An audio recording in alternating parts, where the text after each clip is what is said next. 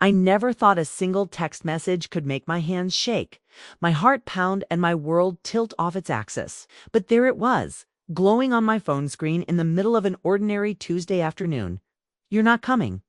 I don't want you on my trip." The words were so blunt, so final, that for a moment I wondered if I was reading them wrong.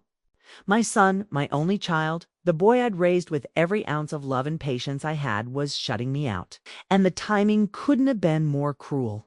Just days before, I'd signed the final paperwork, transferring a large sum of my own savings to help him buy his first house.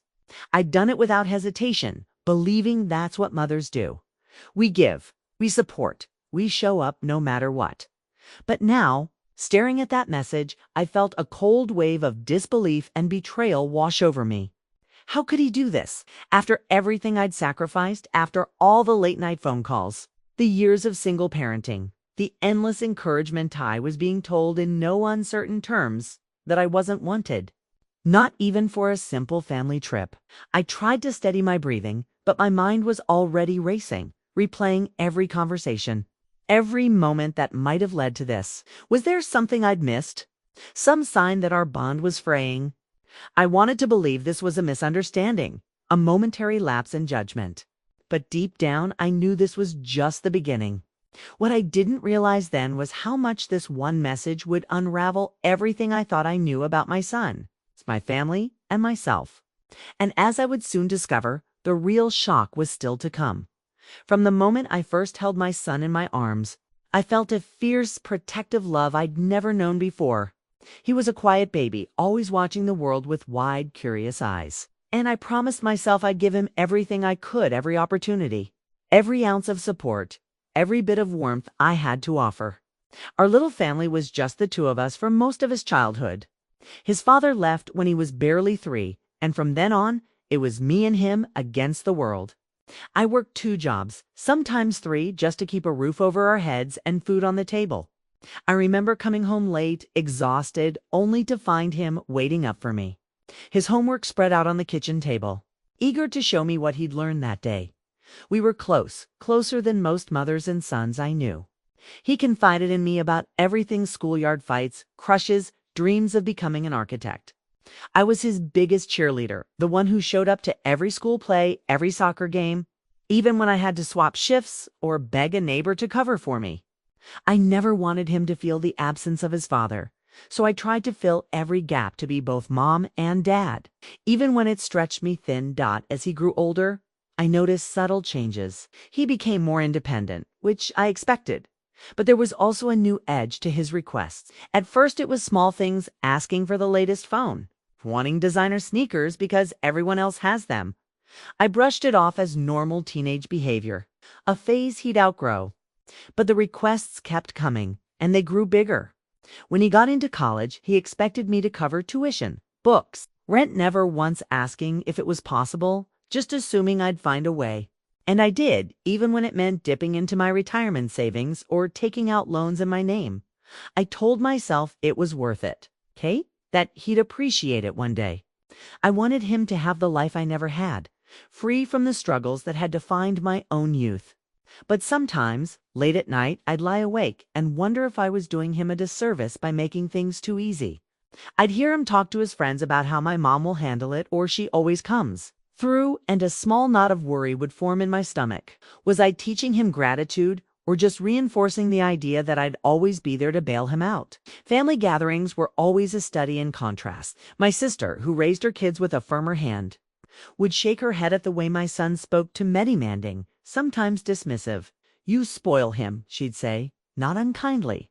"He needs to learn some boundaries." But I couldn't help myself. Every time he needed something. I remembered the little boy who clung to my hand on the first day of kindergarten, terrified I'd leave him behind. I wanted to be the one person he could always count on. Still, as the years went by, the gap between what I gave and what he gave back seemed to widen. He rarely said thank you, rarely asked how I was doing. When he landed his first job, I hoped things would change, that he'd start to see me as a person, not just a safety net. But instead, the requests kept coming: help with rent, a loan for a new car, and finally, the biggest ask of all, help buying his first house. Looking back, I can see the signs were there woven into the fabric of our relationship. I was the loving, self-sacrificing mother, and he was the son who had learned, perhaps too well, that I would always put him first. I just never imagined how far that pattern would stretch or how much it would eventually cost me. It started the phone call on a rainy Thursday evening. I was making dinner, chopping onions with the television humming in the background, when my phone buzzed. "Hey, Mom," he said, his voice casual, almost distracted. "Do you have a minute?" I wiped my hands on a towel, already bracing myself. Lately, every conversation seemed to end with a request. He launched into it quickly, telling me about a house he'd found a great deal, he said, in a neighborhood he'd always wanted to live in. "It's perfect, Mom. 3 bedrooms, a backyard, close to work. I can see myself starting a family there someday." I could hear the excitement in his voice, and for a moment, I felt it too.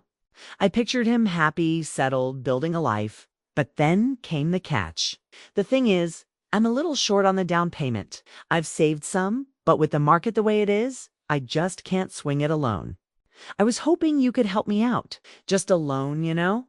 I'll pay you back as soon as I can." I hesitated, the knife hovering over the cutting board. "How much are we talking about?" I asked, trying to keep my voice steady. He named a figure that made my stomach clench. It was more than I'd ever given him at once, more than I'd ever spent on myself even. I told him I'd think about it, but he pressed on, his tone shifting from hopeful to insistent. "Mom, this is a once-in-a-lifetime opportunity. If I don't get this house, I'll be stuck renting forever. You always said you wanted me to have stability." That night, I barely slept. I stared at the ceiling, replaying our conversation, weighing my options. I thought about my own future, the retirement I'd been slowly saving for, the trips I'd dreamed of taking. But every time I tried to put myself first, guilt crept in. Wasn't it my job to help him? Hadn't I always promised to be there, no matter what? The next day, I called my sister. "Am I crazy for even considering this?" I asked, my voice trembling. She sighed, her tone gentle but firm. "You're not crazy, but you need to think about yourself for once. He's an adult, not a child. When does it end?" I knew she was right, but the thought of disappointing him felt unbearable. Over the next week, requests became more frequent, more urgent. He sent me listings, mortgage calculators, even photos of the backyard where he imagined his future children playing. "I just need you to co-sign, Mom. The bank says it'll make all the difference." Each message chipped away at my resolve. He called late at night, his voice tight with frustration. "I don't get why you're hesitating. I'll pay you back. You always say family comes first." One afternoon, I stopped by his apartment to drop off some groceries. The place was a mess takeout container stacked on the counter, laundry spilling out of baskets. He barely looked up from his phone. "Did you bring this stuff?" he asked, scrolling through his messages. I set the bags down and tried to talk to him about the house, about my concerns, but he brushed me off. "You worry too much, Mom. Everything will work out. Just trust me." I left feeling invisible, my doubts growing louder. Was I enabling him? Was I teaching him that love meant never saying no? But then I'd remember the little boy who used to beg me to stay just a few more minutes at bedtime, who'd cry when I left for work. I wanted to believe he still needed me, that I was still important in his life. The final push came a week later. He called, his voice strained. "Mom, I'm going to lose the house if I don't put in an offer by Friday. Please, I need you." I could hear the desperation, the fear of missing out on his dream. Against my better judgment, I agreed. "Okay," I said quietly. "I'll do it. I'll help you." Relief flooded his voice, and for a moment I felt like the hero again. But as I hung up, a heavy sadness settled over me. I knew I'd crossed a line, one I might never be able to uncross. And deep down, I wondered if this would finally be enough or if it was just the beginning of a new kind of heartbreak. The day the text arrived, I was still riding the uneasy afterglow of what I'd done for him. I'd just come home from the bank, the paperwork for the house still fresh in my bag, the numbers echoing in my mind. I tried to reassure myself that I'd done the right thing, that this was what mothers did: sacrifice, give, believe in their children's dreams even when it meant putting their own on hold. I was making tea in the kitchen, the late afternoon sun slanting through the window. When my phone buzzed on the counter, I glanced at the screen, expecting a thank you. Maybe a photo of him in front of the new house, smiling, grateful. Instead, I saw his name and a message that made my breath catch. "You're not coming. I don't want you on my trip." For a moment, I just stared, the words refusing to make sense. I read it again, then again, my mind scrambling for context. What trip? Why wouldn't I be coming? Was this a joke? I called him immediately, my hands trembling so badly I nearly dropped the phone. He answered on the third ring, his voice flat, almost bored. "Hey, Mom, what's up?" I tried to keep my voice steady, but I could hear the hurt leaking through. "I just got your message." "What do you mean? I'm not coming. I thought we were all going together. I thought you wanted me there." He sighed, the way he used to when I'd nag him about cleaning his room. "Look, it's just, I want to do this trip with my friends. It's nothing personal. I just don't think it's a good idea for you to come. You'd be out of place." His words stung, each one a tiny cut. "But you said it was a family trip," I protested, my voice cracking. "You asked me to help plan it. I rearranged my schedule. He cut me off." "Plans change, Mom. I'm an adult. I can make my own decisions." I felt a wave of disbelief, then anger. "After everything I've done for you. After I just helped you buy a house." The silence on the other end was deafening.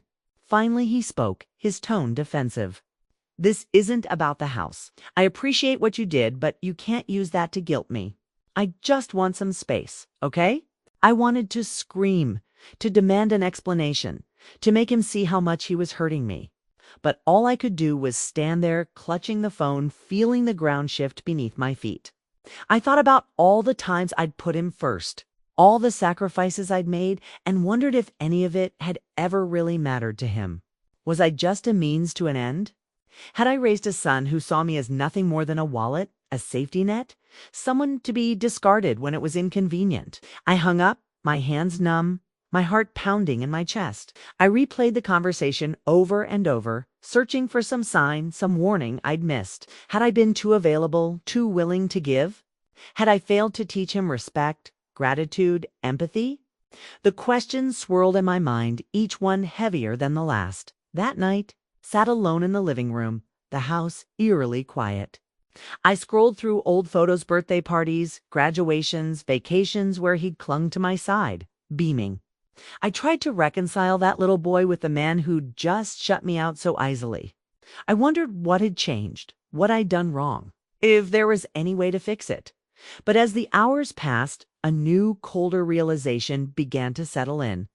Maybe this wasn't just about the trip. Maybe there was something deeper, something broken in our relationship that I'd been too afraid to see. And as much as it hurt, I knew I couldn't ignore it any longer. What I didn't know was just how much more I was about to uncover, and how much it would change the way I saw my son, and myself forever. The days that followed felt like moving through a fog. I went to work, answered emails, made dinner, but everything was muted, as if I were watching my own life from a distance. The text and that cold conversation replayed in my mind on a loop. I kept waiting for my son to call, to apologize, to say he'd made a mistake. But the phone stayed silent, and with each passing hour, the ache in my chest grew heavier. I tried to keep it to myself at first, not wanting to burden anyone with my pain. But my sister noticed right away. She called one evening, her voice warm and familiar. "You sound off. What's going on?" I hesitated, then the words tumbled out about the house, the text, the way he'd shut me out. There was a long pause on the other end.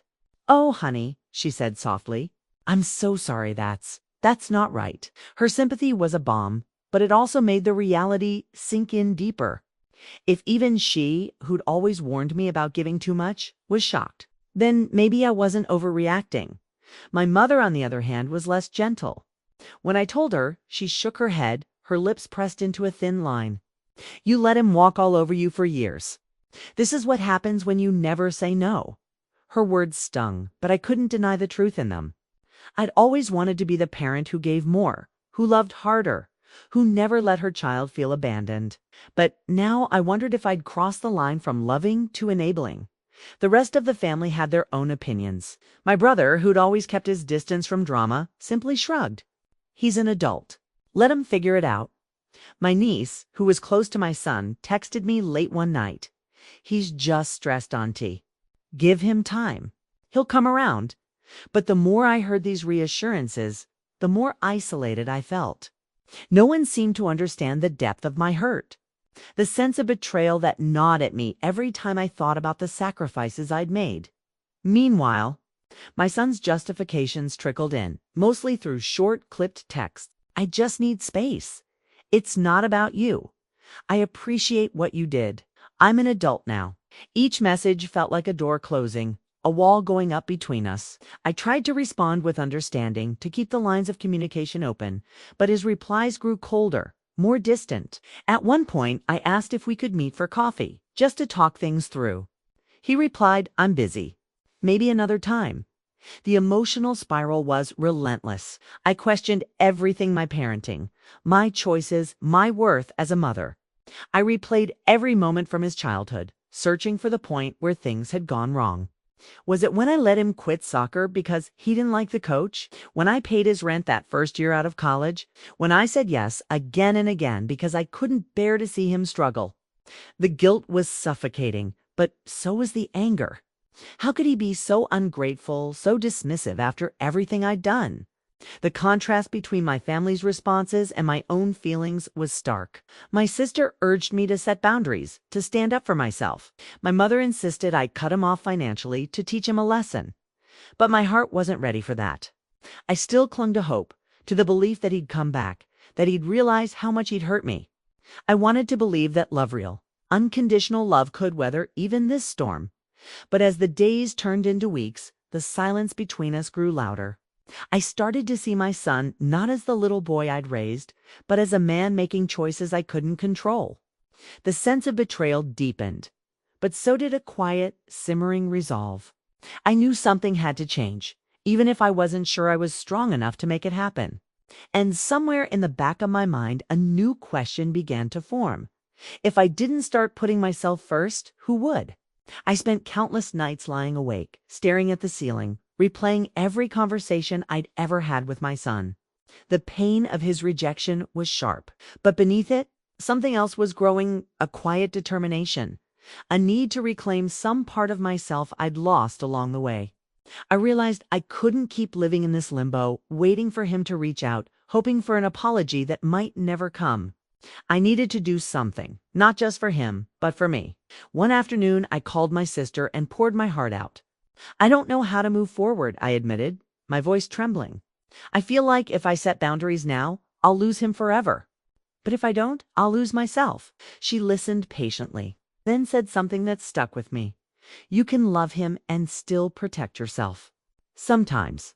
The most loving thing you can do is let someone face the consequences of their actions." I thought about those words for days. I started reading articles about boundaries, about enabling, about the difference between support and self-sacrifice. I even spoke to a therapist who gently asked, what would it look like if you put your own needs first for once? The question rattled me.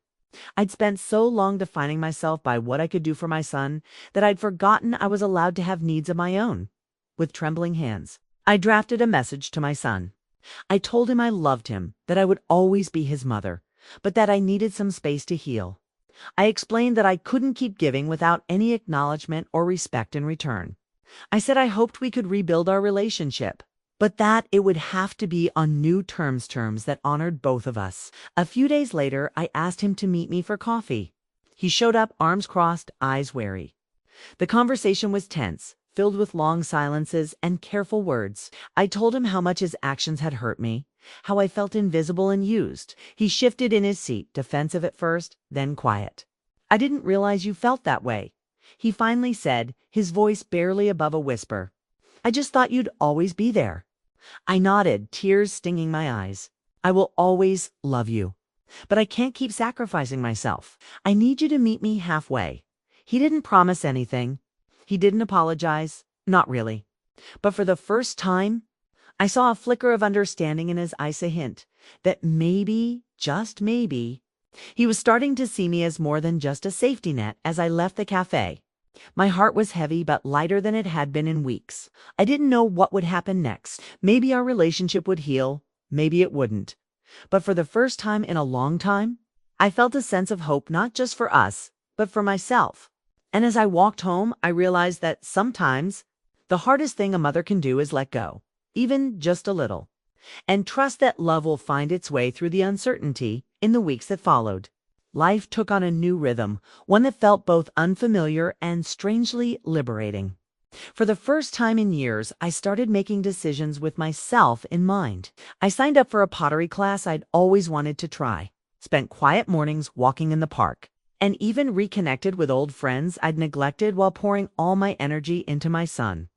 Each small act of self-care felt like reclaiming a piece of myself I'd forgotten existed. My family noticed the change. My sister, ever the realist, called to say how proud she was of me. "You finally drew a line and you're still standing," she said, her voice full of warmth. My mother, though still critical at times, softened when she saw I wasn't as anxious or depleted. Even my brother, who rarely commented on family matters, sent a simple text, "Glad to see you smiling again." Their support was a balm, a reminder that I wasn't as alone as I'd felt. But not every relationship healed so easily. My son kept his distance at first, replying to my messages with short, polite answers. There were no more requests for money, no late-night calls for help. The silence between us was heavy, but it was different now, less about punishment, more about space. I missed him fiercely, but I also knew this distance was necessary. I had to trust that he would find his own way, just as I was learning to find mine. Gradually, small cracks appeared in his armor. He sent a photo of his new house, the living room half furnished, a caption that simply read, "Getting there."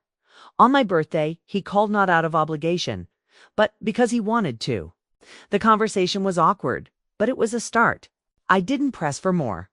I let him come to me on his own terms. There were moments of grief, to quiet evenings when I missed the closeness we once shared, when I wondered if I'd done the right thing.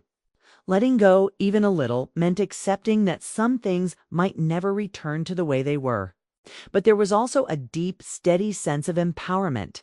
I was no longer living in fear of losing him, no longer measuring my worth by how much I could give. Other relationships blossomed in the space I created. I grew closer to my sister, sharing laughter and stories over coffee. I found joy in simple pleasures, reading a book uninterrupted, tending to my garden, learning to sit with my own company. I realized that my life was still full, even with some empty spaces. The journey wasn't easy, and the losses were real. But in choosing myself, I discovered a strength I didn't know I had. I learned that love doesn't mean endless sacrifice, and that sometimes the bravest thing you can do is step back and let someone else grow. My relationship with my son was changed, maybe forever. But I was changed too for the first time. That felt like enough. Looking back, I realized that lasting love can't survive without boundaries. For so long, I believed that being a good mother meant giving everything I had, no matter the cost to myself. I thought sacrifice was the highest form of love, that if I just gave enough, my son would always feel safe, always feel loved. But I see now that love without limits can quietly turn into resentment, and that sometimes the most loving thing you can do is say enough. Setting boundaries wasn't easy. It felt like tearing away a part of myself, like risking the very relationship I'd spent my life building. But in the end, it was an act of self-respect, and I hope a lesson for my son as well. I learned that I am more than what I can give, and that my needs matter too. I learned that it's okay to expect respect, to ask for gratitude, to protect my own heart. If you're listening to my story and see yourself in these words, I want you to know you're not alone. So many of us, especially as mothers, are taught to put everyone else first. But you deserve love that lifts you up, not love that leaves you empty. It's never too late to draw a line, to reclaim your voice, to choose yourself. My journey isn't over. There are still hard days, and there's still hope for healing. But I'm learning step by step to trust myself again. And if you're facing your own family heartbreak, I hope you'll remember, you are worthy of love just as you are. Stay tuned, because sometimes the most unexpected twists lead to the greatest growth.